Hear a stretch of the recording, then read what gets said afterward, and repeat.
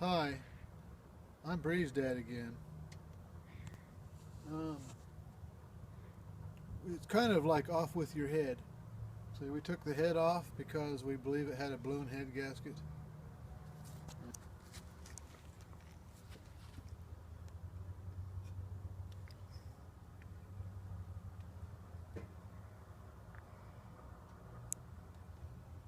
Kind of went headless.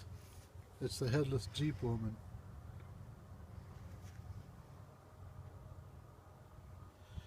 And we're pretty sure that it had a balloon head gasket.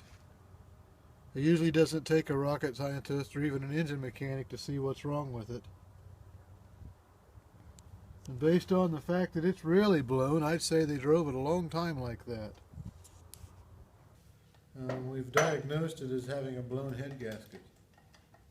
So what we are doing is taking this head apart, cleaning it all up, scraping all the gaskets off, removing the spark plugs, dropping things on the floor, and going to make the Jeep run like new again. Right now I'm removing all the spark plugs. Right here we see some area of head gasket that I'm going to scrape off. This is actually probably some of the factory head gasket that was left on after they put the new head gasket on. I can tell because the factory head gasket would have been a Chrysler brand head gasket. See all that peeling off of there? The hillbillies leave that stuff on, and it really doesn't make the head gasket last very long. Seems like a lot of work for something that doesn't last very long. So you spend a little extra time making sure that all that's removed. If you can see over here how there's kind of a blue collaring, that shows that the head gasket that was on there was a Felpro, where the factory Chrysler gasket would have been kind of a silver or black collar. So it's been done once before, and it looks like they didn't do a very good job scraping it, so I'll bet it didn't last long. The surface has to be very flat.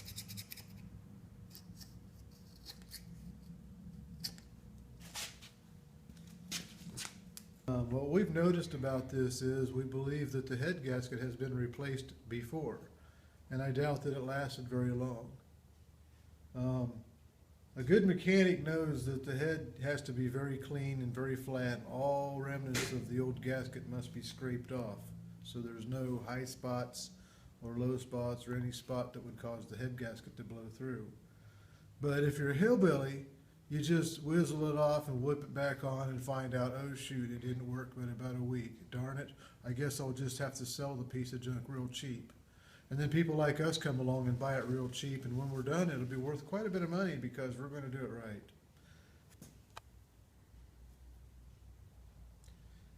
One of the ways I find high spots in any gasket that may still be stuck on it, I like to use a mill bastard file, nice big flat one.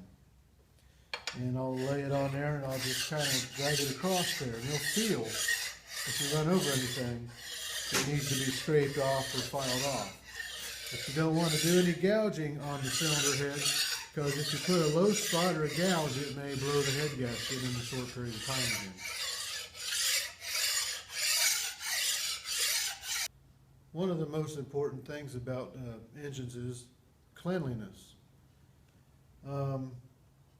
I really don't care about all the dirt and debris getting inside the holes and capillaries and water patches on the head because I plan on cleaning it. But it's very important not to let this stuff and debris get down inside the engine because I don't plan on taking the engine apart. I'm just pulling the head off.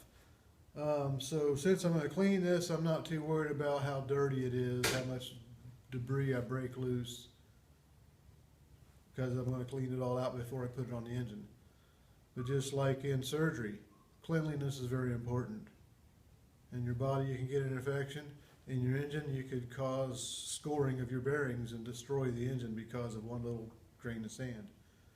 I'm going to blow a lot of the dirt and debris off. While I do that, I like to wear safety glasses because I don't want to have to go to the eye doctor and have them drill a metal shaving out of my eye. So I do promote safety. I think it's pretty important. Speaking from experience, I did have a piece of metal drilled out of my eye once, and I don't want to do that again. So I always put safety glasses on if I want to be blowing anything or debris is flying around.